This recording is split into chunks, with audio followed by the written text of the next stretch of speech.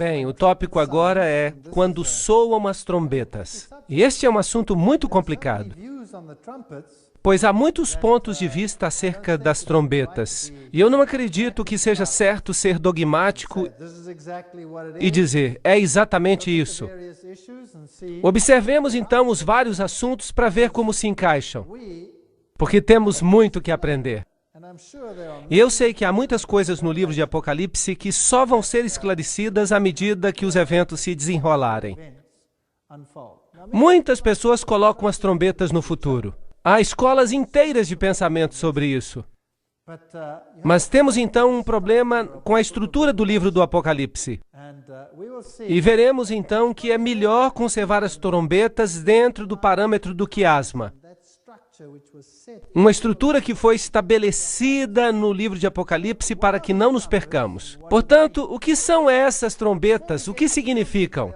Mas antes de entrarmos no assunto do Apocalipse, é preciso primeiro ver alguns temas de Apocalipse dos capítulos 7 ao 9. Por isso eu não quero apenas falar das trombetas, eu quero tratar do assunto como um pacote completo. Portanto, então, há uma enumeração de pessoas na Terra nesses temas. Em Apocalipse capítulo 7, em Apocalipse capítulo 9, e há conceitos de deter e soltar que estão relacionados com os 4 anjos. Em ambos os casos, pessoas estão sendo enumeradas. Em Apocalipse 7, o povo de Deus está sendo enumerado.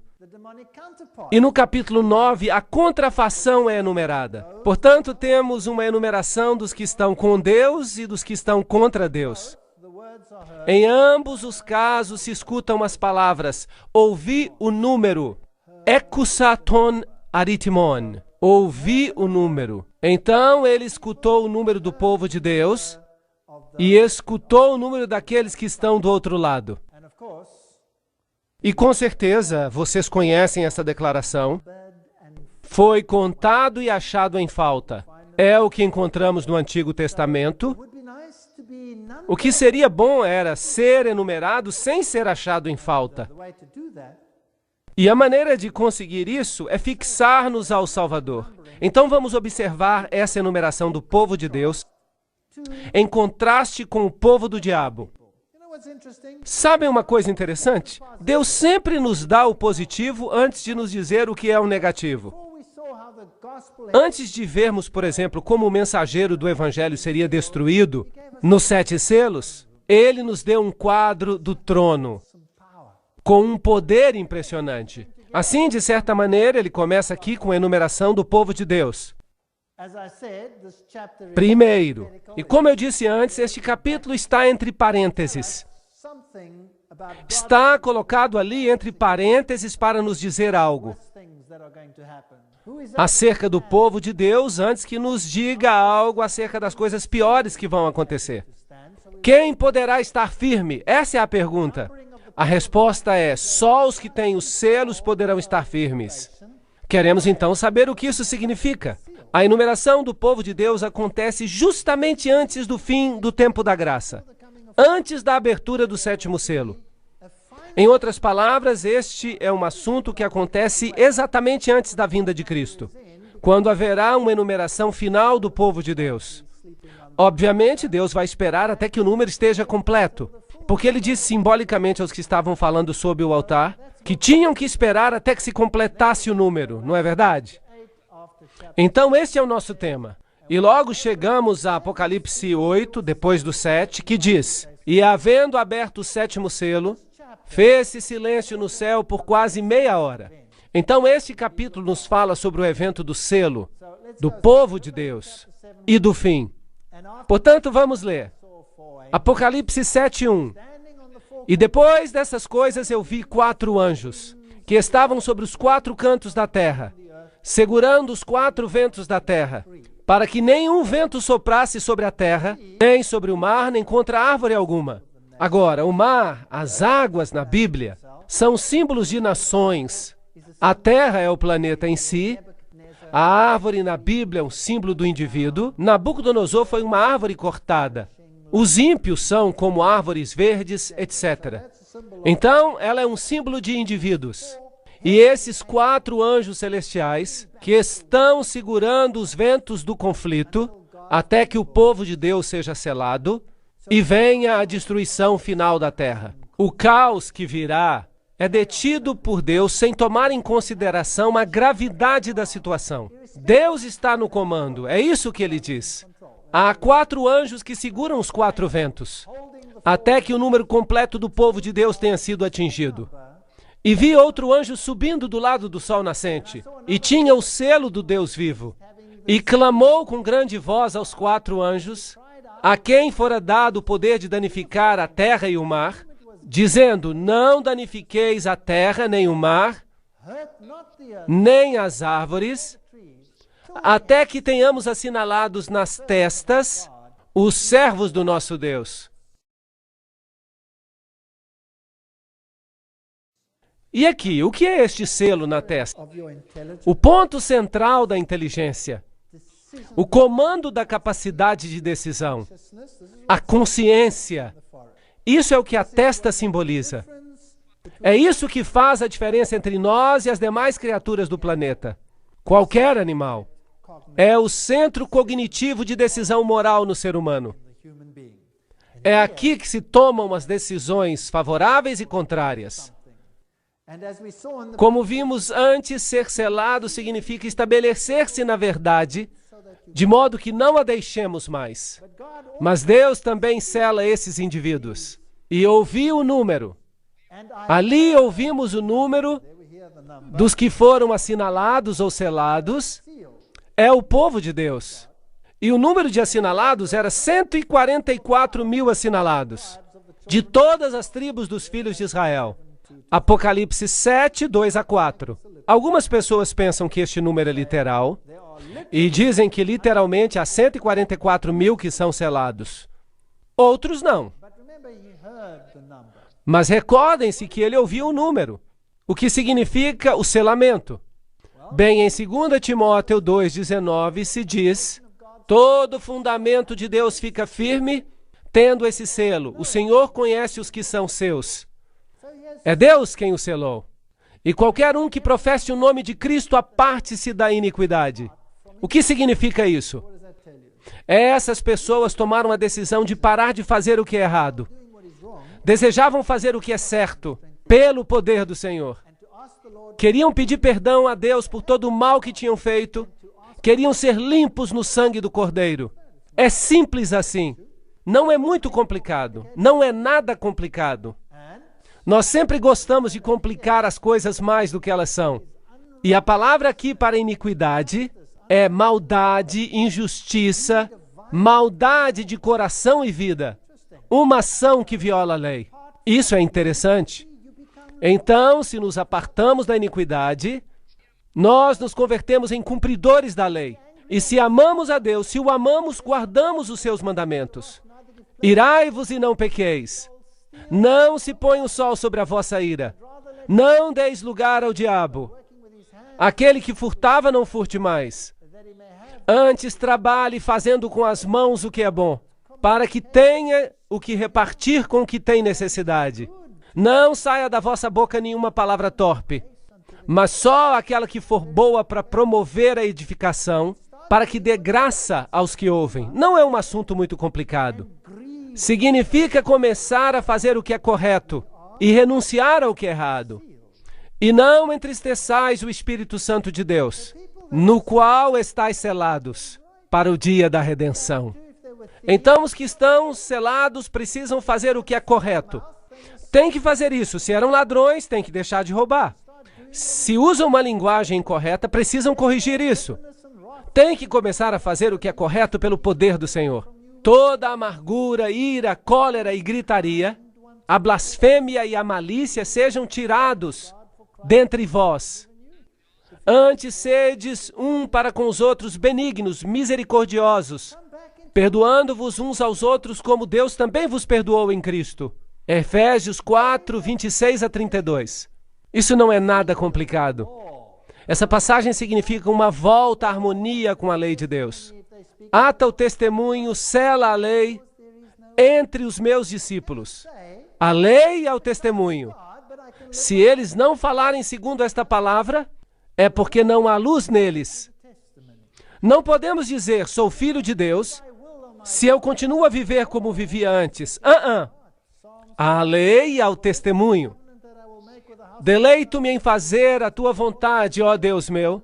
Sim, a tua lei está no meu coração. Salmo 48. Porque esta é a aliança que depois daqueles dias farei com a casa de Israel, diz o Senhor.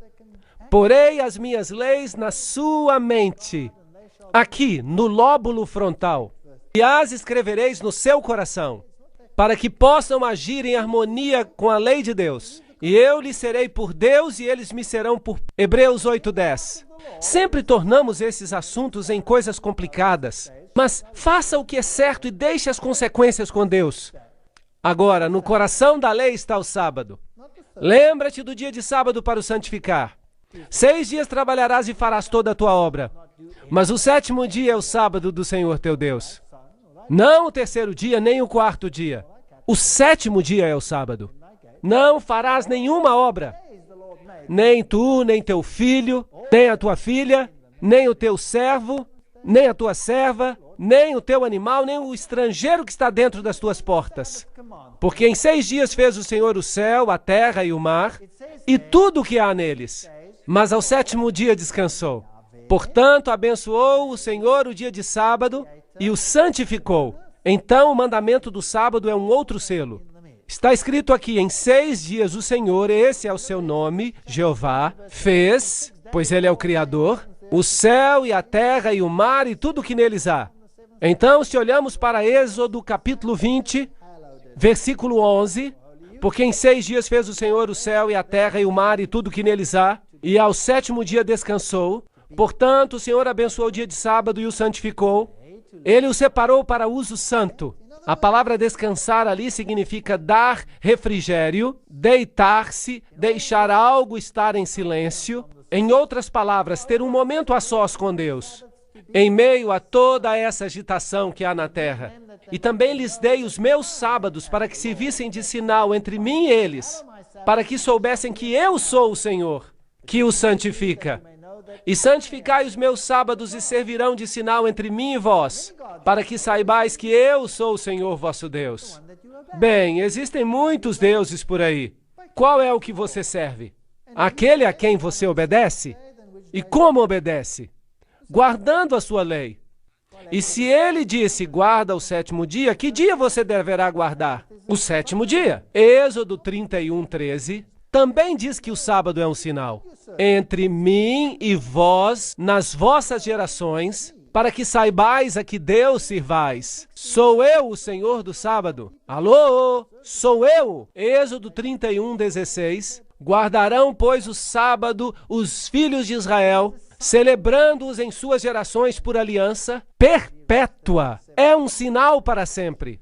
Entre mim e os filhos de Israel. E no 7º dia cessou e repousou. Repousou, nafash, uma palavra interessante. A palavra para sinal em hebraico é ot, e é uma marca.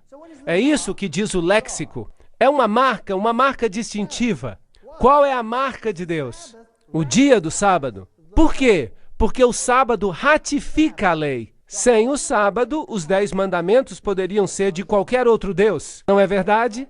Podiam ser até de uma pessoa, de um João ninguém, um Zé ninguém. O que aconteceria se eu escrevesse 10 mandamentos e os espalhasse dizendo, todos precisam guardá-los? O que aconteceria? Todo mundo ia dizer que eu estou louco?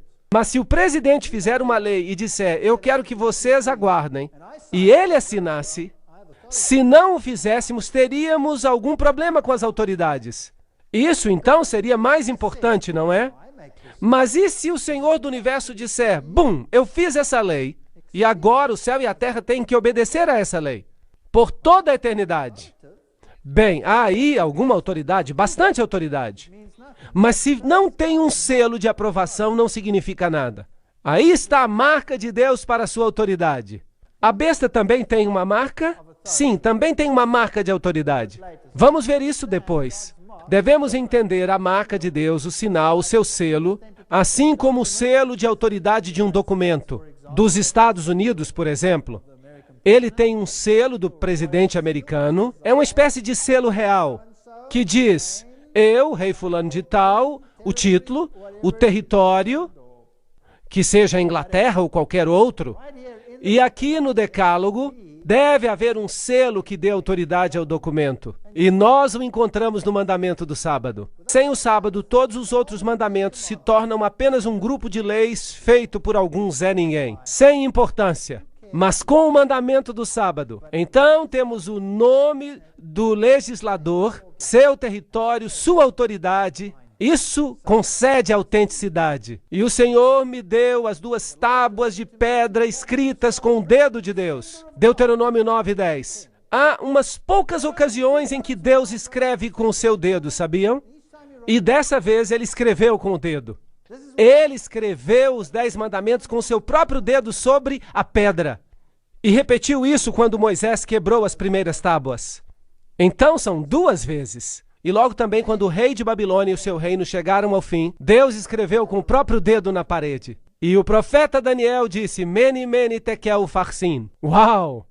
Significa isso. O seu reino foi nomeado, foi contado e dado aos medos e persas. Há outra vez quando Deus escreve em um juízo que é o símbolo da sua vinda final. Essa é a ocasião em que Jesus escreveu sobre a areia. Quando os observadores trouxeram a mulher que foi encontrada em adultério, Jesus se abaixou e escreveu com o dedo na areia. Eu me pergunto, o que será que Jesus escreveu ali? Porque quando eles leram, todos foram embora. Eles não falaram mais nada. Aquele que está livre de pecado, atire a primeira pedra. Talvez houvesse escrito ali algumas coisas que eles não gostavam de ler. Mas seria interessante saber isso. Então, o selo de Deus está no coração da lei. Lembra-te do dia de sábado para o santificar. 6 dias trabalharás e farás toda a tua obra. Mas o 7º dia é o sábado do Senhor teu Deus. Pois em 6 dias fez o Senhor, Deus Jeová, os céus e a terra, o mar e tudo que neles há. E ao 7º dia descansou. Portanto, abençoou o Senhor o sábado. Ali você tem o Senhor, o Criador dos céus e da terra, concedendo autoridade ao documento. Tem o seu nome, o seu título, o seu território.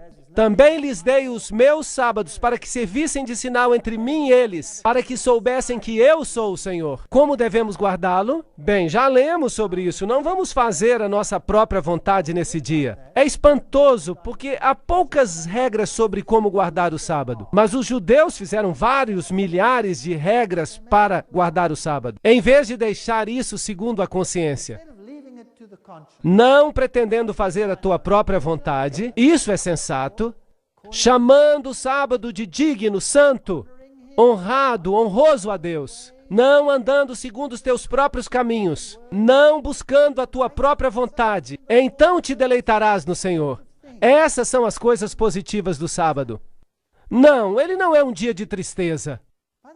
Hoje nós temos o sábado e ele é fantástico. Ele era só para os judeus? Não.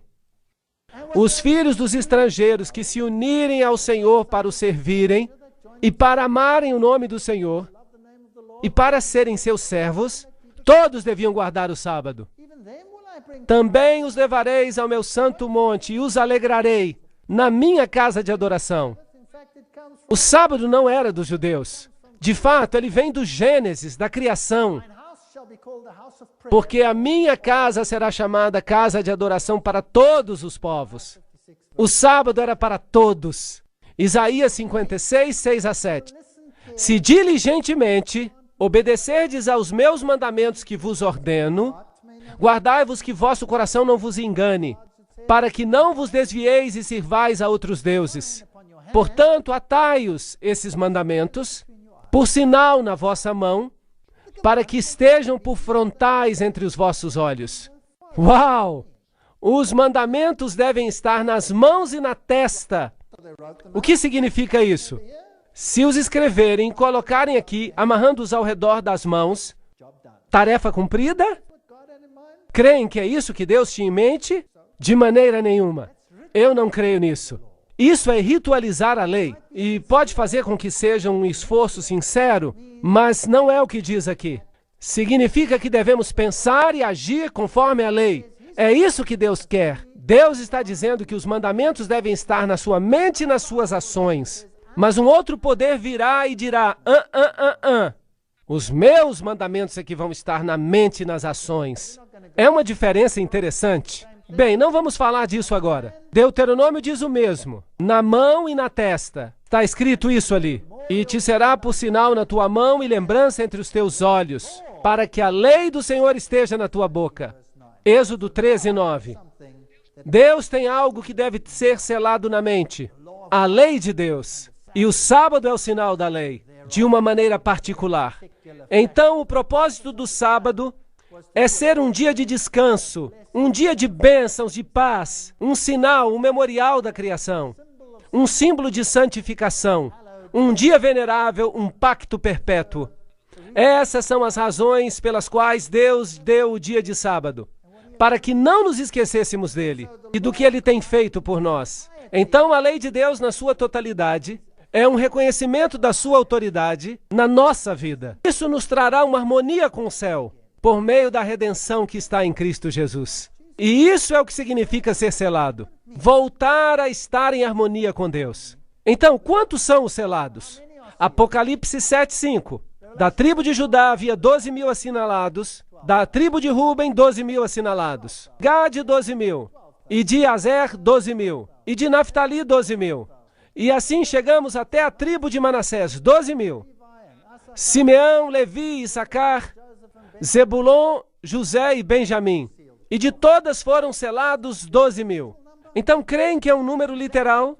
Exatamente 12.000? E como ficaremos, então, o resto? Bem, há duas correntes. Depois dessas coisas olhei, e eis aqui uma multidão.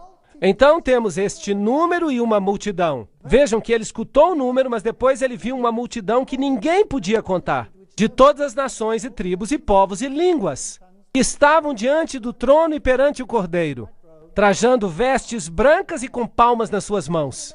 Muitas pessoas acreditam que esse número é literal. E se fala muita coisa acerca disso. Mas o livro de Apocalipse é simbólico.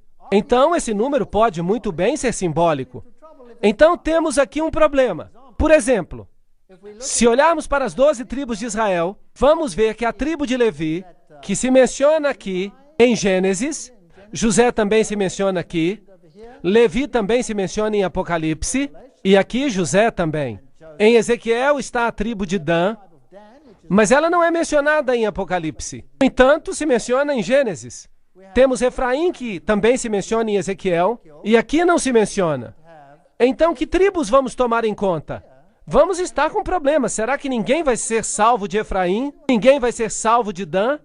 Os da tribo de Dan foram maus, fizeram coisas ruins, mas também tínhamos heróis na tribo de Dan. Heróis. Assim me parece óbvio que o número é simbólico. Eu creio que não devemos avançar além disso agora. É uma multidão de todos, porque não é judeu aquele que é exteriormente. E não é circuncisão o que é exteriormente na carne, mas é judeu aquele que é no interior. E circuncisão aquilo que é no coração, no espírito e não na letra, cujo louvor não provém dos homens, mas de Deus. Romanos 2, 28 a 29. Serão apenas então os judeus das tribos literais que serão salvos? E o que acontecerá com os gentios que se converteram ao Evangelho? Então, 144 mil, um número literal, não podem ser judeus. Quem de fato é cristão no interior? O que há no seu interior? Gálatas 3:29 diz: se sois de Cristo, então sois descendência de Abraão e herdeiros conforme a promessa. Então, em que isso nos converte? Dá-nos uma oportunidade de pertencer à linhagem de Abraão. A linhagem de Abraão, segundo a promessa de aceitarmos a Cristo. Bem, eu não era judeu, eu era pagão. Mas em Cristo posso ser da linhagem de Abraão, porque Cristo é da linhagem de Abraão. E se estou nele, sou redimido. Então a pergunta sobre judeu e cristão é irrelevante. Se você tem a Cristo, você é da linhagem de Abraão. Não importam quais foram as circunstâncias do seu nascimento, porque em Cristo nem a circuncisão nem a incircuncisão tem virtude alguma, mas sim o ser uma nova criatura. E a todos quantos andarem consoante a essa regra, paz e misericórdia sobre eles e sobre o Israel de Deus. Gálatas 6, 15 a 16. Então, como eu faço parte do Israel de Deus, do povo de Deus ao longo dos séculos? Eu aceito o Cordeiro de Deus. Os judeus não se salvaram por guardar a lei, tinham que trazer um cordeiro e matá-lo. Eram salvos pelo sangue do cordeiro. Talvez tenham rejeitado o cordeiro anos depois, mas esse era o método pelos quais recebiam expiação. E clamavam com grande voz, dizendo: salvação ao nosso Deus, que está sentado no trono, e ao cordeiro e a todos os anjos ao redor do trono, e dos anciãos e dos 4 animais, e prostraram-se diante do trono sobre o seu rosto, e adoraram a Deus, dizendo: amém, louvor e glória e sabedoria, e ação de graças, e honra e poder e força, ao nosso Deus para todo sempre. Amém. Quem ganha? Jesus ganha. Novamente temos esse maravilhoso tema no qual Jesus aparece no Apocalipse, que nos fala sobre os redimidos e como são selados. Estão tão arraigados à palavra que não podem ser movidos facilmente. Estão novamente em harmonia com a lei de Deus. Foram salvos pelo sangue do Cordeiro. Deus nos dá essa linda imagem antes de nos dar as más notícias.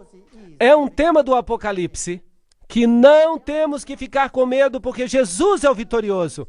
Ele é o Rei dos Reis. E um dos anciãos me falou dizendo: estes que estão vestidos de vestes brancas, quem são? De onde vieram? E eu lhe disse: Senhor, tu sabes. E ele me disse: esses são os que vieram da grande tribulação, e lavaram as suas vestes e as branquearam no sangue do Cordeiro. Por isso estão diante do trono de Deus e o servem de dia e de noite, em seu templo. E aquele que está assentado sobre o trono os cobrirá com a sua sombra. Essa é a conclusão do assunto. Uma grande história sobre a vitória de Jesus Cristo, antes que cheguem as más notícias. Nunca mais terão fome, nunca mais terão sede, nem sol, nem calor algum incidirá sobre eles, porque o Cordeiro que está no meio do trono os apacentará e lhes servirá de guia para as fontes da água da vida. E Deus lhes limpará dos olhos todas as lágrimas. Isso não é maravilhoso? Esta é a promessa antes das más notícias. E então vem Apocalipse 8. E havendo aberto o selo, o 7º selo, fez silêncio no céu por quase meia hora. Já tratamos desse assunto antes. Isso é quando Cristo regressa. E vi os 7 anjos que estavam diante de Deus, e lhes foram dadas 7 trombetas. Agora vem as 7 trombetas. Bem, as pessoas dizem, isso deve ocorrer depois do tempo da graça. Não, não, não. Tudo que tínhamos era um capítulo que dizia: escutem, amigos, este é o resultado. O povo de Deus será redimido pelo Cordeiro e não haverá mais lágrimas, e esse é o seu número, e é assim que vai ser. Assim é a vitória do Cordeiro. Agora me deixem lhes dar as más notícias. É isso que vai acontecer na história. E aqueles que rejeitarem a palavra de Deus e rejeitarem a Jesus Cristo também serão enumerados. E, tristemente, o número vai ser diferente.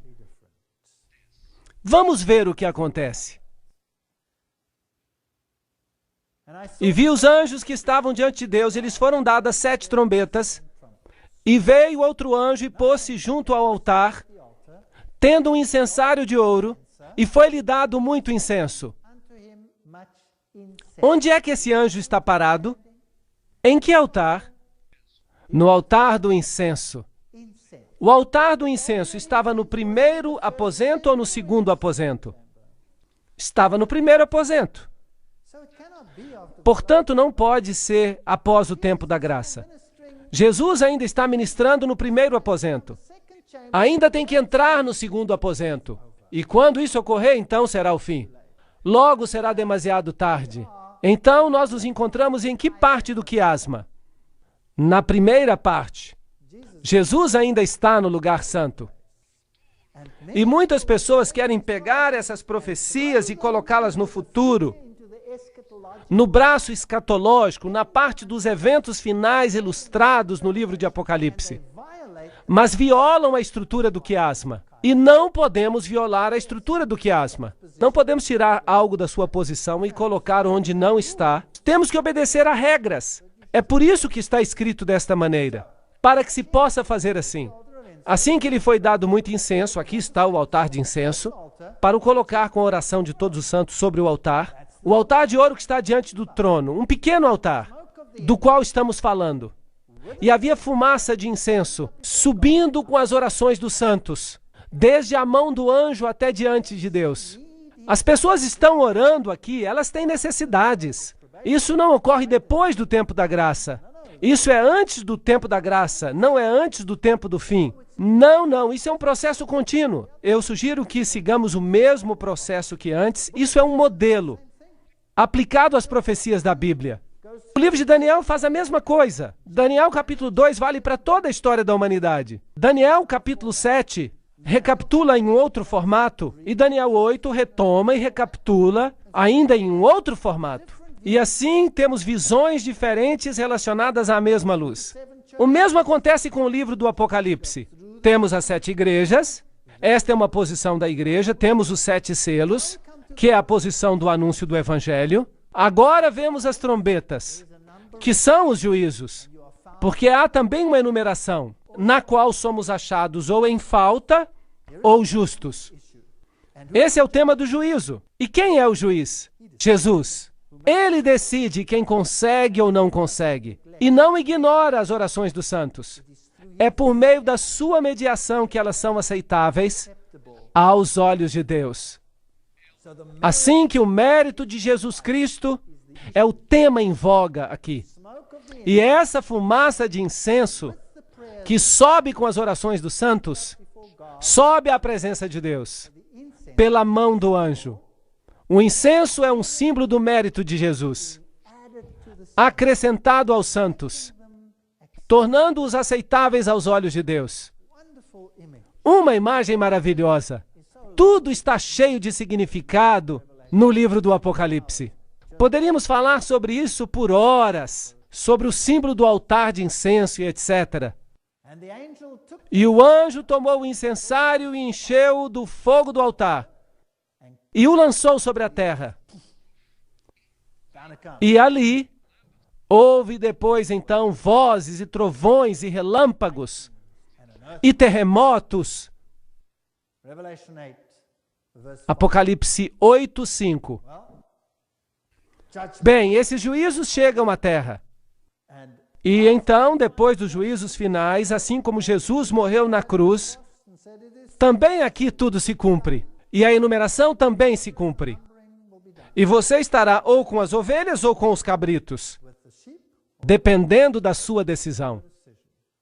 Então, o que são essas trombetas em Apocalipse? Há 7 trombetas, e cada uma anuncia algo que se passa aqui na terra. Apocalipse 8:6. E os 7 anjos que tinham as 7 trombetas prepararam-se para tocá-las. Vejamos o que acontece. Deixem-me recapitular. O braço histórico tinha 7 igrejas, os 7 selos, e ainda estamos tratando do tempo simbolizado pelo altar de incenso. Então estamos no tempo antes de Jesus entrar no Santíssimo. Então ainda estamos falando do braço histórico do Apocalipse. As trombetas estão deste lado do quiasma, e não se pode deslocá-las para o outro lado. Está claro? Então, obviamente, estamos falando acerca do mesmo período da história, em que tivemos as sessões anteriores. Fazer algo diferente seria contrário ao sistema, à estrutura, e todas essas sessões terminam ou culminam na volta de Jesus. De novo, vamos dar uma passada pela história. Existe um paralelo em relação ao que se passa enquanto soam as trombetas e as últimas 7 pragas. Há aqui um aspecto muito interessante. As 7 trombetas soam antes do dia da expiação e as últimas pragas caem depois do dia da expiação. Em outras palavras, quando Cristo sai do lugar santíssimo, então as 7 pragas caem. Então, se olharmos aqui para as trombetas, vamos constatar que elas caem sobre a terra. Capítulo 8, versículo 7. Sobre o mar. Capítulo 8, versículos 8 e 9. Sobre os rios e as fontes. Capítulo 8, versículos 10 e 11. Sobre o sol, a lua e as estrelas. Aqui há, portanto, uma escuridão, trevas profundas, os gafanhotos. Então o rio Eufrates. E aqui vemos que há uma voz forte, que venha o reino de Deus. Percebemos que é um processo. E há referências a 1/3, 1/3, 1/3, 1/3. Agora, se olharmos para as últimas pragas, há um paralelo. A primeira praga afeta a terra. A segunda praga afeta o mar. A terceira praga afeta os rios e as fontes. Do mesmo jeito que as 7 trombetas. Depois o sol. E aqui temos uma escuridão. Logo depois temos o rio Eufrates, tal como teríamos ali. E depois se ouve uma voz que diz, está feito. Percebem? Aqui diz, está feito. É isso que acontece depois do fechamento da porta da graça. E, portanto, esta outra parte acontece antes da porta da graça. Por isso temos 1/3, 1/3, 1/3. Só uma porção é que é afetada. Ainda há espaço para arrependimento. E é durante o tempo da mediação de Cristo, enquanto Ele está ministrando no lugar santo, no primeiro compartimento. Esse é um assunto muito importante. Quando tratamos desse aspecto, porque há uma tendência para se deslocar as trombetas para esse outro período, em que estão as pragas. E isso é um problema, porque não somente violamos a estrutura do quiasma, mas também violamos a ideia de que só uma parte é que é afetada e destruída. Jesus Cristo está no controle. O número do povo de Deus no capítulo 7, depois as trombetas e a enumeração do povo da terra. E os problemas que envolvem tudo isso. Quem vai ser vitorioso? Jesus ou o outro lado? Nós já sabemos a resposta. Portanto, agora podemos descansar através deste estudo sobre as trombetas. Que o Senhor nos faça conscientes do fato de que Jesus está no comando. Tratar do tema das trombetas pode ser traiçoeiro, porque não há uma forma precisa de interpretação. Mas vamos ver os vários assuntos envolvidos. É muito interessante. Joel, capítulo 2, 15 a 17, diz, tocai a trombeta em Sião, santificai um jejum, convocai uma assembleia solene, congregai o povo, santificai a congregação, ajuntai os anciãos e as crianças e os que mamam, saia o noivo da sua recâmara e a noiva do seu aposento. Chorem os sacerdotes, ministros do Senhor, entre o alpendre e o altar, e digam, poupa o teu povo, ó Senhor, e não entregues a tua herança ao opróbrio, para que os gentios a dominem. e digam entre os povos, onde está o seu Deus? Aqui está uma situação em que a trombeta soa, em circunstâncias em que, obviamente, o povo de Deus havia se desviado. Vejamos então as interpretações. A primeira interpretação é que as trombetas são juízos dos nossos tempos e fazem um paralelo com os juízos das pragas. É muito comum essa interpretação, mas eu não posso pessoalmente aceitá-la. Pela mesma razão que eu já mencionei, ela viola a estrutura do quiasma e coloca no futuro algo que se encontra no braço histórico do livro do Apocalipse. Segundo, viola o princípio, colocando Jesus no lugar santíssimo, quando ele está, obviamente, ministrando no lugar santo, muito antes do início das pragas. Assim, há dois princípios pelos quais eu não posso aceitar essa interpretação. Sim, há algo em comum entre as pragas e esta descrição, acerca das trombetas. Mas as trombetas afetam de modo parcial e as pragas são finais e completas. Então, os juízos das trombetas são, obviamente, juízos ao longo do tempo. Os juízos, a segunda maneira de vê-los, retraçam o período da história cristã, cobertos pelas 7 igrejas e os 7 selos. Isso faz sentido, pelo menos para mim. Mas alguns fazem a pergunta, quando começa esse juízo e quem está sendo julgado? Alguns falam do juízo contra Jerusalém, porque Jerusalém foi quem rejeitou Jesus primeiro e o pregou na cruz. E houve um juízo no final dessa época, mas Deus lhe deu um espaço de tempo ainda, até o ano 70 depois de Cristo. Então Jerusalém foi destruída, não é certo? Foi um juízo de Deus. E se utilizarmos Mateus 24 como padrão, o que parece uma coisa lógica de ser feita, outros preferem começar não com Jerusalém, mas com os juízos contra Roma, porque Roma é o poder, que em realidade crucificou a Jesus.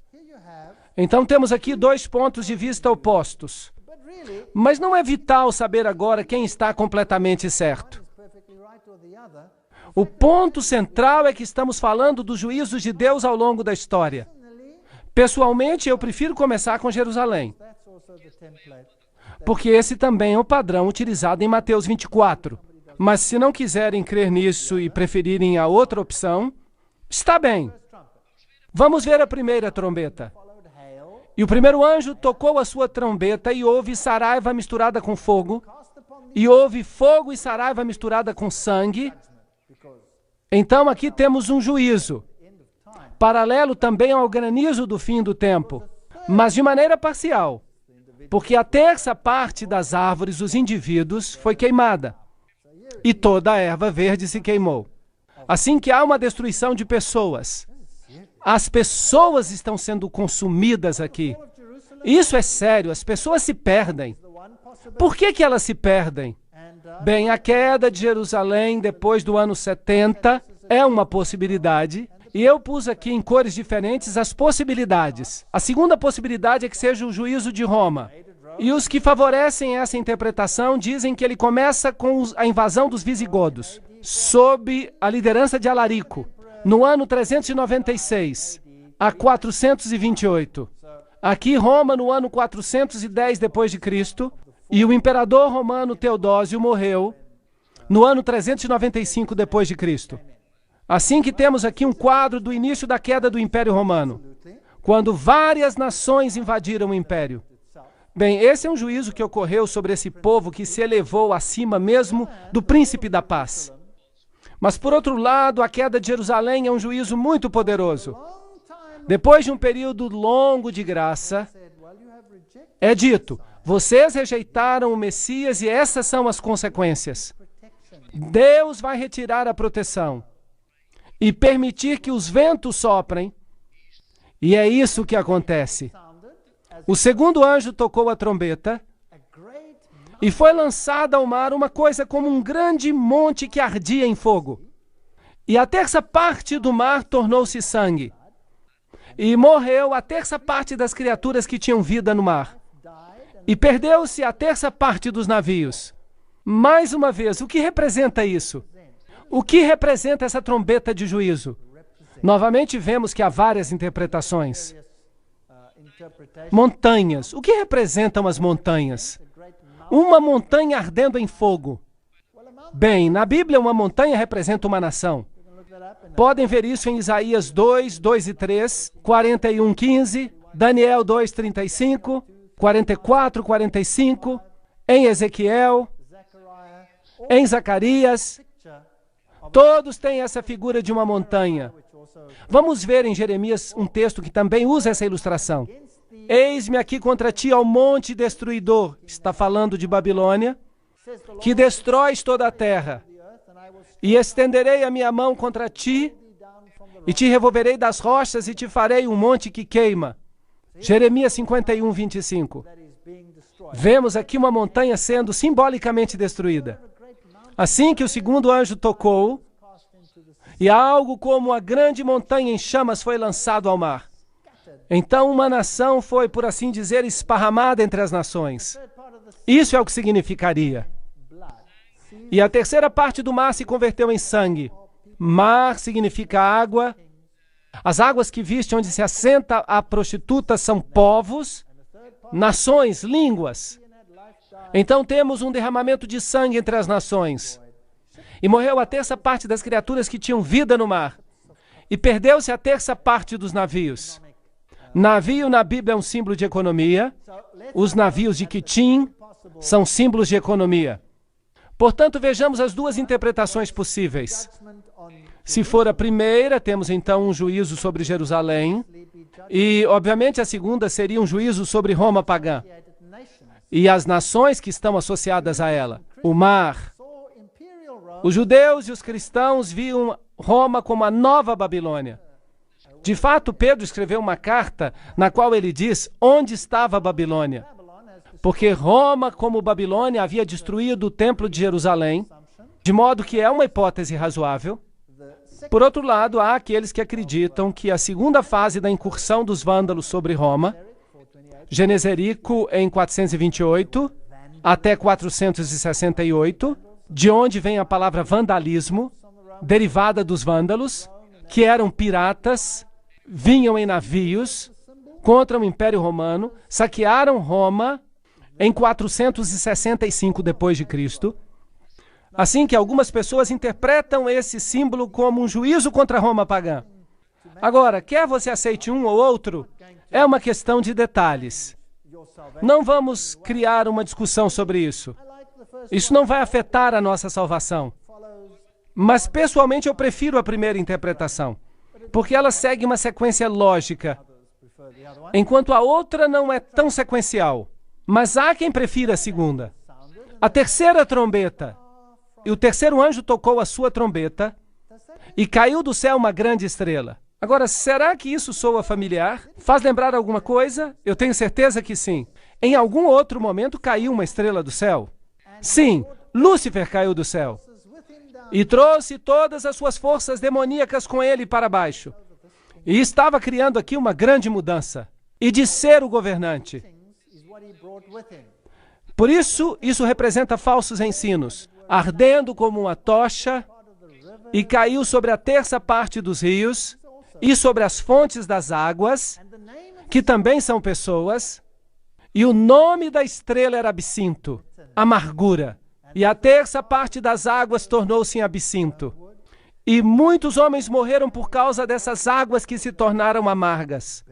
Agora, o que significa água além de nações? Já ouviu falar da água da vida? Agora, o que acontece quando a água da vida se torna amarga?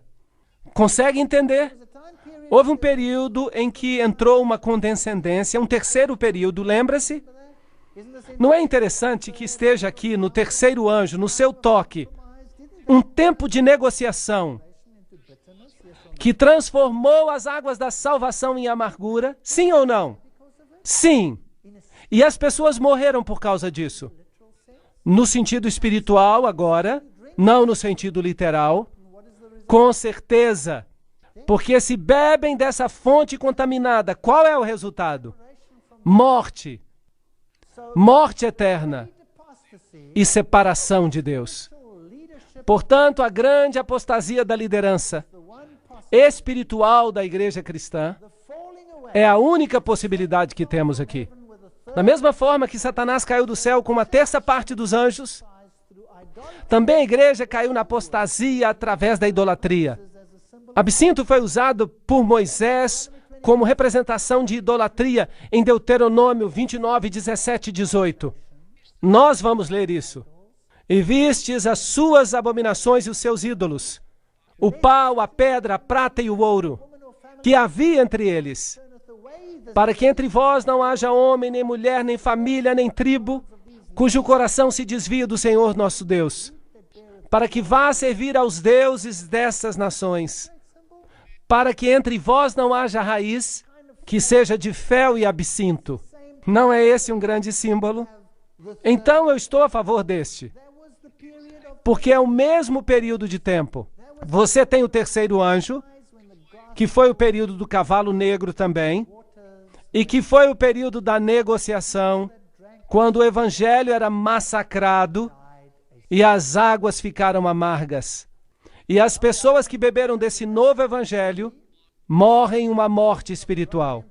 Bem, a outra interpretação seria a invasão do Império Romano pelos hunos, sob a liderança de Átila, no V século. Portanto, novamente temos uma segunda interpretação, que ainda lida com o Império Romano. É claro que isso ocorre no Império Romano, de modo que não há nenhum problema. Mas a primeira é a que se encaixa melhor com as outras e com o progresso paralelo que temos visto até agora. E você tem todos esses símbolos assim. Agora, a quarta trombeta. E o quarto anjo tocou a sua trombeta. Foi ferida a terça parte do sol. Agora, o sol, o que é isso? A luz do mundo. E a terça parte da lua. E a terça parte das estrelas. Para que a terça parte dele se escurecesse. E a terça parte do dia não brilhasse. Fosse semelhantemente à noite. Isso não é escuridão total, como nas pragas. Trata-se de uma terça parte. Apocalipse 8:12. Vamos ver Miqueias, capítulo 3, versículos 6 e 7, para ver se podemos encontrar um paralelo. Portanto, se vos fará noite sem visão, e tereis trevas sem adivinhação, e pôr-se-á o sol sobre os profetas, e o dia sobre eles se enegrecerá, e os videntes se envergonharão, e os adivinhadores serão confundidos. Sim, todos eles cobrirão os seus lábios, porque não haverá resposta de Deus. Isso não soa como um tempo de escuridão espiritual? Sim ou não? Como foi chamado o período da dispensação seguinte, por assim dizer? Não o chamaram de Idade das Trevas? Sim ou não? Então, quem governou na Idade das Trevas? Uma vez que o cavalo negro se tornou um cavalo de morte. É o mesmo período. Estamos apenas seguindo o mesmo período clássico. E se novamente removemos a Jesus, o Filho da Justiça do Evangelho, e o tornamos menos daquilo que ele é, então morreremos uma morte espiritual. Esse é o problema. Como é possível retirar a Jesus do coração do Evangelho? Essa é a história mais aterrorizante do engano na história do mundo. Depois desta conferência, vamos entrar em pormenores. Vamos ver o que foi feito. E eu quero lhes dizer que o mundo inteiro foi enganado para crer em algo. Algo que não vem de Deus. Assustador. Assim, as duas interpretações possíveis que temos aqui, a escuridão representa a Idade das Trevas, a Idade Média, o que faz sentido para mim.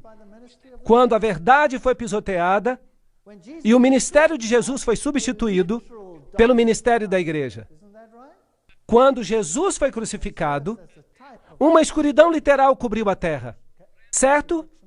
Isso serve como tipo da crucifixão espiritual de Cristo. A reforma do século XVI encerrou a Idade Escura. Isso é basicamente o que a interpretação indicaria. Agora, outra interpretação seria ainda com respeito ao juízo sobre Roma. O sol, a luz e as estrelas sido interpretados como os luminários do Império Romano Ocidental, como o imperador, os senadores, os cônsuls. Com a extinção do Império Romano Ocidental em 476 d.C., o imperador, o último deles, Rômulus Augusto, foi destronado do remanescente por ordem de Odoacro. Portanto, essa é uma outra interpretação. Um juízo, portanto, contra o Império Romano Ocidental. Mas essa segunda interpretação representa um modelo que não se encaixa muito bem com o que foi visto. Mas notem uma coisa. Esse período de tempo da Idade Média, Idade Escura, nele Jesus é novamente crucificado.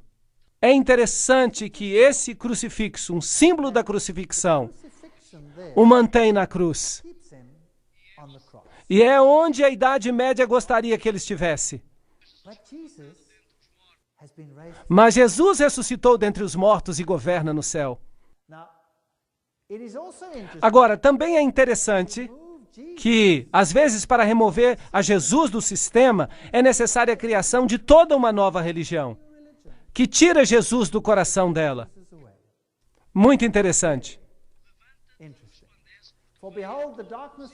Levanta-te e resplandece, porque vem a tua luz, e a glória do Senhor vai nascendo sobre ti. Grande escuridão sobre essa terra. Falou-lhes Jesus outra vez, dizendo: Eu sou a luz do mundo. Quem me segue não andará em trevas, mas terá a luz da vida. É Cristo ou não é Cristo? Essa é a questão.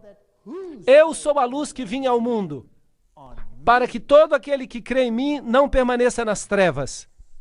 João 12:46. A questão é, o ponto central é Jesus. Com ou sem Jesus? Essa é a questão. Agora vem uma parte fascinante. Apocalipse 8:13. E olhei e vi um anjo voar pelo meio do céu, dizendo com grande voz: Ai, ai, ai. 3 ais. Dos que habitam sobre a terra, por causa das outras vozes das trombetas, dos 3 anjos que ainda vão tocar. Agora vem um grande ai.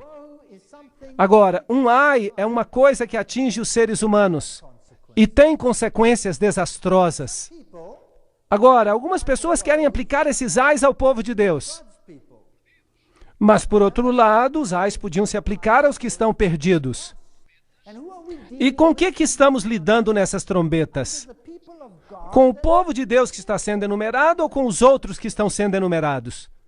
Estamos lidando com os povos da terra, que estão sendo enumerados. Portanto, agora sabemos qual é o último ai. Porque o último ai é a vinda de Cristo e a destruição dos ímpios. De modo que, sobre quem cai o último ai? O último ai cai sobre os ímpios, sobre os maus, não sobre o povo de Deus. Então, isso aqui é um julgamento sobre aqueles que querem ser enganados, que têm se permitido enganar, que rejeitam a luz, ou simplesmente rejeitam a Deus diretamente. Portanto, temos 3 ais que vão cair sobre os habitantes da terra, e um ai os priva da salvação. Assim que os habitantes da terra, como consequência do soar das últimas trombetas, eles vão sofrer esses ais.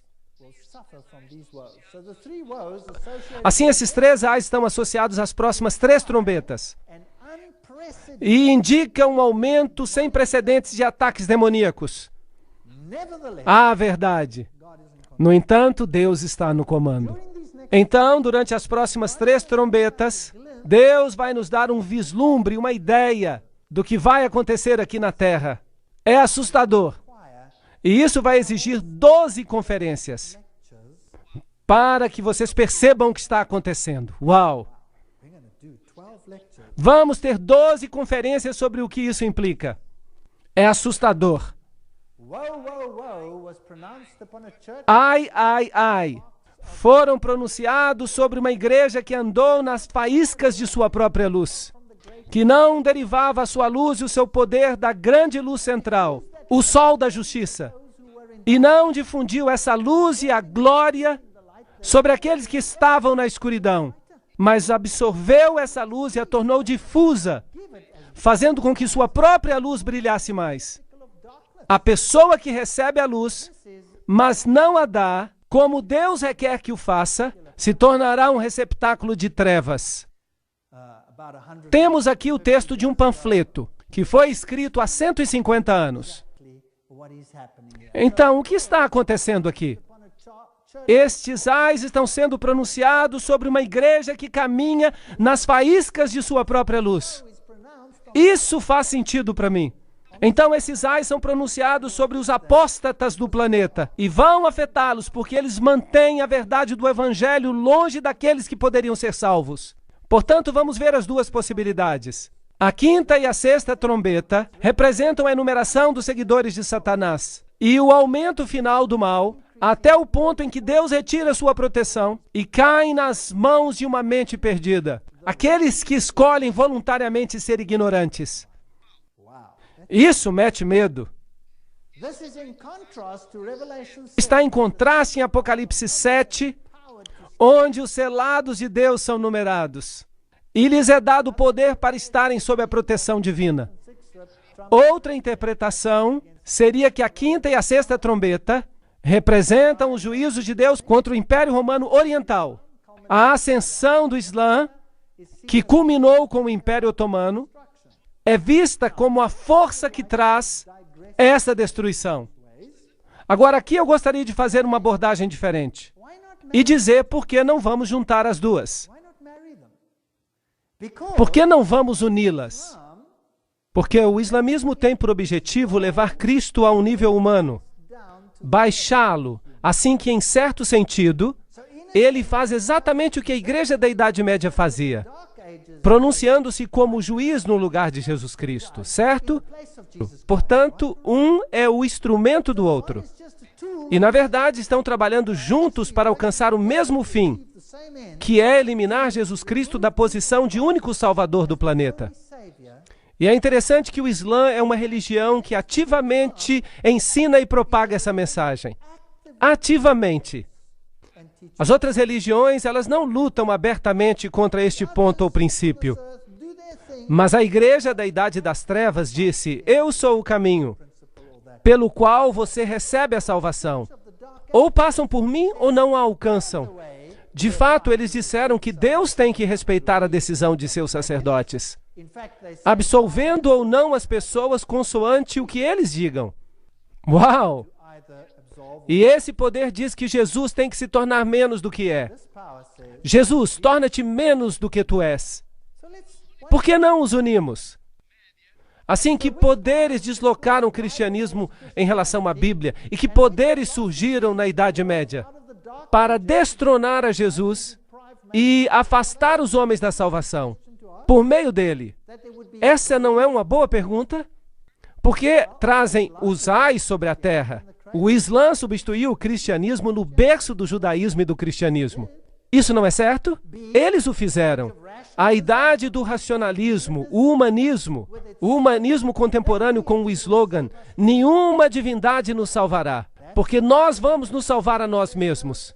Esse é o Manifesto Humanista, capítulo 2, editado por Curtis Buffalo, em 1973. Esse é o seu manifesto. Portanto, nenhuma divindade vai nos salvar. Temos que nos salvar a nós mesmos. Racionalismo, humanismo contemporâneo. A Bíblia é um livro de alegorias. Não se preocupe com ela. Não a leve a sério. É isso que tem destruído o cristianismo na mente ocidental. E a outra o tem destruído no berço do cristianismo. A rocha forte do cristianismo foi removida. Ela foi substituída no Ocidente e ela foi substituída no Oriente. Portanto, esses são os poderes que têm destronado a Jesus Cristo. Então agora vamos até Apocalipse capítulo 9. E o quinto anjo tocou a sua trombeta, e viu uma estrela que do céu caiu na terra. Temos novamente uma estrela caindo do céu. E lhe foi dada a chave do poço do abismo, isto é, do inferno. Portanto, qualquer coisa que saia daqui agora vem diretamente do abismo do inferno. E abriu o buraco do abismo e subiu uma fumaça do buraco. Isso está em contraste com o incenso que acende do santuário, como a fumaça de uma grande fornalha. E com a fumaça do buraco, o sol se escureceu, e também o ar. Portanto, a luz está sendo removida da terra como resultado da ação deste quinto anjo. Uau! Não se trata da atividade do quinto anjo, mas a maldição por causa do que estão fazendo os poderes das trevas. E da fumaça saíram gafanhotos sobre a terra, e foi-lhes dado o poder como de escorpiões sobre a terra. E o parecer dos gafanhotos era semelhante aos cavalos. Já vimos cavalos antes e diziam respeito ao Evangelho. Como estrondos de carro irão saltando sobre os topos dos montes. As nações, como o ruído da chama de fogo que se propaga, como um povo poderoso posto em ordem para o combate, e restituir-vos-ei aquilo que comeu o gafanhoto. Isso é o que Joel diz. Assim, temos aqui um simbolismo espiritual acontecendo com o Israel literal. Vamos aplicá-lo ao lado espiritual. Apocalipse 9:4. E foi-lhes dito que não fizessem dano à erva da terra e nem a verdura alguma, nem árvore alguma. Não é a destruição total, mas somente dos homens que não têm na sua testa o sinal de Deus. Portanto, o juízo é para todos aqueles que não estão enumerados. E foi-lhes permitido não que os matassem, mas que por 5 meses os atormentassem.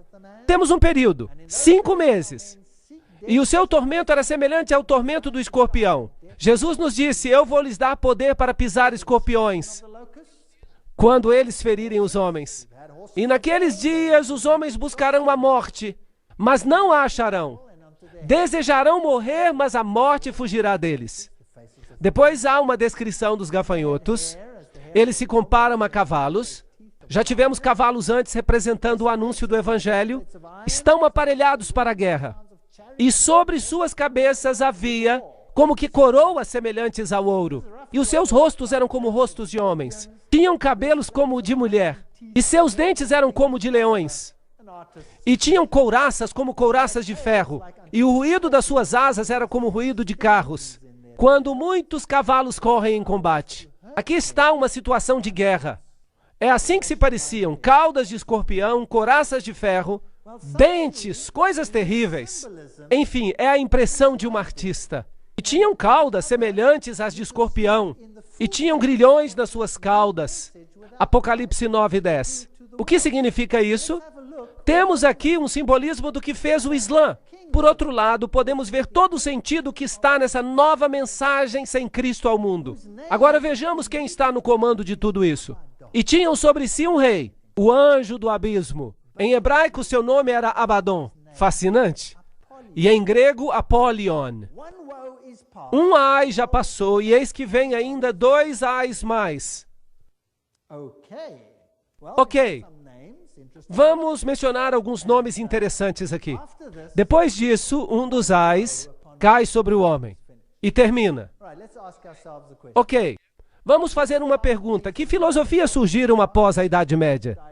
Que minaram diretamente a fé na Bíblia e em Jesus Cristo como o único nome abaixo do céu por quem podemos ser salvos. Essa não é uma boa pergunta? Que organizações, que corpos organizados, é a próxima pergunta que tenho, diretamente propagaram a eliminação de Jesus Cristo como o único nome pelo qual podemos ser salvos? Essas são as 2 perguntas que gostaria que respondêssemos. Bem, o racionalismo, a alta crítica, o humanismo, o espiritismo. Você concorda comigo? Que esses são os poderes que removeram a Jesus? Que corpos organizados são aqueles que diretamente anulam o nome de Jesus Cristo como aquele pelo qual unicamente podemos ser salvos? Maçonaria. Vou lhes dar alguns textos que comprovam isso mais tarde. E as sociedades secretas? Todas elas estão em acordo com a total igualdade dos fundadores de todas as religiões. O comunismo opõe-se diretamente à doutrina de Jesus Cristo. O ateísmo formal. Isto é o que o comunismo é. E temos o Concílio Mundial das Igrejas. Será que é possível? Será que realmente eles fazem isso? Será que fazem? Bem, eu sei que sim. Porque o Concílio Mundial de Igrejas propaga a unidade de todas as religiões sob um mesmo teto, e isso significa que Jesus tem que se tornar menos do que é, a fim de conseguirem uma negociação. Sim ou não? Isso é um fato, eu não estou inventando nada.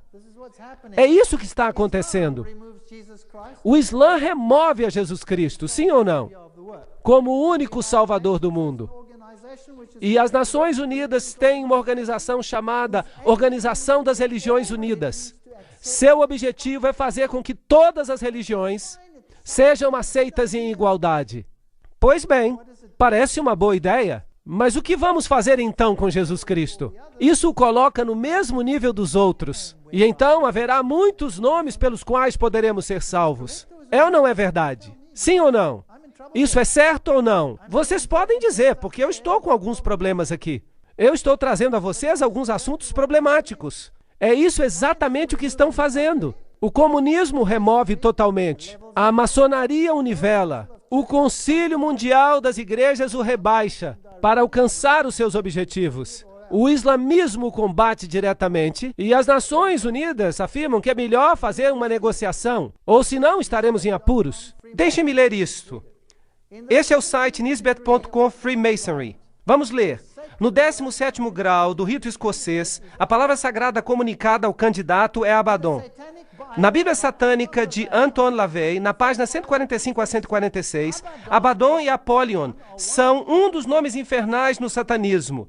No rito maçom escocês ilustrado de J. Blanchard, volume 1, página 453, declara-se: toque a testa de Tyler quando ele responder colocando a mão na testa. A senha, Jubulum, palavra sagrada, Abaddon. Nós não acabamos de ler que este era um anjo maligno? Sim ou não? Assim, a maçonaria diz que este é o anjo sobre nós. Eles tinham seu anjo sobre ele, Abaddon, Satanás. Se olharmos para a interpretação islâmica, isto é, a área coberta pelo gafanhoto do deserto, essa é a área coberta pelo islamismo, no seu início. E hoje eles cobrem muito mais. Isso é interessante, essa é uma área do cristianismo primitivo. Sabiam disso? Foi substituída e já não existe. E ali está agora o Islã. Somente após o ano 600 depois de Cristo, o Islã ascendeu e tirou do mundo cristão, que baseava sua fé na Bíblia e guardava o sábado. E o removeu e o massacrou. Interessante. E hoje é proibido. Proibido por lei, com pena de morte, propagar a Jesus Cristo nesses países. Não é algo interessante? É um ai terrível contra a humanidade, porque se o único nome pelo qual devemos ser salvos é tirado, nós estamos em apuros. John William Dropper também escreve em História do Desenvolvimento Intelectual da Europa que 4 anos após a morte de Justiniano, em 571 d.C., nasceu em Meca, na Arábia, o homem que mais do que qualquer outro ser humano tem exercido influência sobre a raça humana, de acordo com a vida de Maomé. Maomé apareceu em cena em um dos períodos mais negros da história, quando todas as civilizações, desde a dinastia merovíngica, da Itália até a Índia, estavam em ruínas, estavam em um estado de gestação de problemas. Vamos lá, uma grande guerra. Com a idade de 12 anos, Maomé viajou com o seu tio numa caravana comercial à Síria. E ali ele conheceu um cristão anacoreta chamado Bahira. E contemplando o rapaz, diz a história, pôde ver que no seu rosto havia sinais de uma futura grandeza. E aconselhou a Abu Talib que cuidasse dele, porque ele seria algum dia recipiente do chamado divino. O reconhecimento do profeta por Bahira simboliza na tradição islâmica a primazia da missão de Maomé sobre a de Cristo. Jesus é diminuído. Apocalipse 9:4.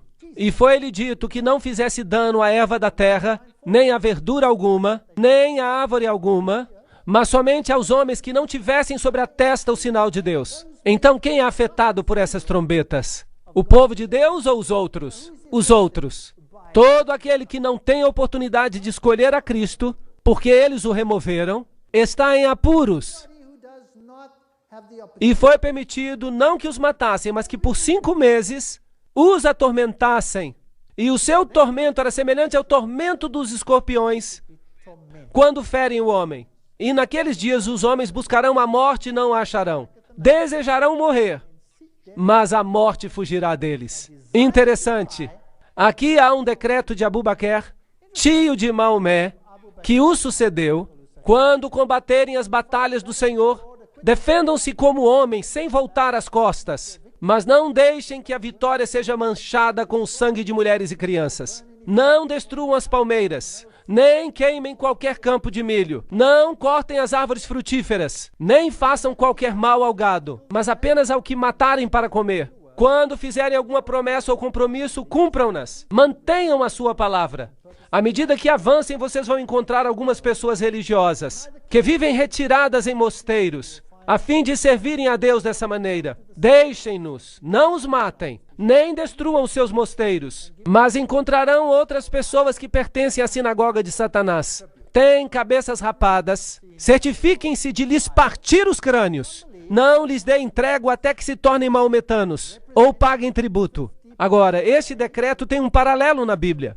Alguns acreditam que os 5 meses representam os 150 dias proféticos, que são 150 anos proféticos, utilizando números 14:34 e Ezequiel 4:6 como base, um dia por um ano, e assim nos damos conta que se tomamos este número e tomamos a data de 27 de julho de 1299, quando o otomano invadiu a Nicomédia, e adicionamos 150 anos, então chegamos a 27 de julho de 1449, quando o último imperador grego, Constantino, tomou o trono com a permissão do sultão. Agora, Khaled bin al-Walid, por nome Saif Allah, um dos 2 líderes muçulmanos de enorme sucesso na expansão islâmica sob Maomé, e seus sucessores imediatos, Abu Bakr e Omar, apesar da luta contra o profeta, finalmente se converteu. E dizem eles que conquistou, e Khalid prosseguiu como líder das forças que conquistaram o exército bizantino, e o Islã se apossou dos territórios onde reinava o cristianismo. É muito interessante. E continuaram a conquistar a Síria, a Arábia, e destruíram 50.000 tropas bizantinas, e as massacraram, assim que o cristianismo foi removido. Vejamos o ponto de vista maçônico. Morais e Dogmas é uma fonte maçônica. Quando viram que o cristianismo estava fraco e inútil profeticamente, o restaurador árabe e iconoclasta veio como um furacão de limpeza. Mas Khalid, e agora vocês sabem quem ele era um grande general da espada de Deus, marchava de vitória em vitória e exclamava aos seus soldados: não deixem que nenhum homem durma. Haverá descanso suficiente nos jardins do paraíso. Doce será o repouso. Nunca mais será seguido pelo trabalho. A fé do árabe se tornou mais forte do que a do cristão, e ele os conquistou. Uau! Este é o ponto de vista maçônico, que a fé dos árabes se tornou mais forte do que a dos cristãos. E também dizem que se tornou uma fé melhor do que a do cristianismo. Por isso hoje o Islã reina. Onde reinava o cristianismo? Tem os zigurates, o Império Otomano, e a Mesquita Azul, e Santa Sofia. Todos esses eram antes domínios cristãos, mas hoje são domínios islâmicos. Isto costumava ser cristão, hoje é islâmico. Não é interessante? Portanto, se juntarmos as duas, então vamos ter toda a catástrofe completa da apostasia que destruiu a Jesus Cristo como Salvador. O racionalismo, a alta crítica, a eliminação da Bíblia, a eliminação da fé na Bíblia e em Jesus Cristo, e a guerra literal contra aqueles que se opunham. E tocou o 6º anjo a sua trombeta, e ouviu uma voz que vinha das 4 pontas do altar de ouro, que estava diante de Deus, e dizia ao 6º anjo, que tinha a trombeta: soltem os 4 anjos. Uau, agora estamos em apuros. Que estão presos junto ao grande rio Eufrates. Portanto, há aqui outros 4 anjos. Tínhamos os 4 anjos de Deus que seguravam os 4 ventos, e agora temos os 4 anjos que prendem o rio Eufrates, isto é, Babilônia. Portanto, esses são os homólogos demoníacos das hostes angelicais. E foram soltos os 4 anjos que estavam preparados para a hora, o dia, o mês e o ano, a fim de matarem a 1/3 parte dos homens. E o número dos exércitos, dos cavaleiros, era de 200 milhões. Você escutou? Aqui também há uma enumeração desse poder. E é um número enorme, tal como a areia do mar.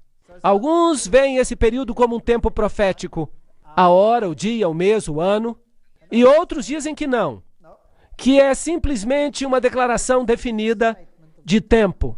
Agora, nesse mesmo ano, nesse mesmo mês, nesse mesmo segundo, é quando vai acontecer. Por isso, se você está na dúvida entre as duas hipóteses, não é tão relevante assim. Talvez até as duas estejam corretas. Alguns veem esse período como um tempo profético, outros como um tempo designado para as forças demoníacas de Babilônia, em contraste com os anjos de Deus que seguram os 4 ventos. E estes são os últimos eventos desse grande conflito entre Cristo e Satanás. Assim, o primeiro ai foi essa destruição de Jesus como o único Salvador. E assim vimos os cavalos nessa visão. E os que cavalgavam sobre eles tinham couraças de fogo, e de jacinto e de enxofre. E se vê uma visão de fumaça. E como saíam e faziam essas coisas.